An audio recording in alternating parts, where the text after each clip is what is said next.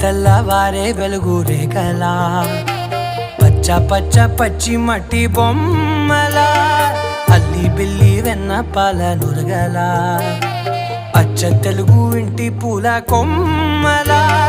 దేవదేవుడే పంపగా ఇలా దేవతే మా ఇంట అడుగే పెట్టెనంట బ్రహ్మ కళ్ళలో కాంతులే మా అమ్మలా మా కోసం మళ్ళీ లాలి పాడేనంట.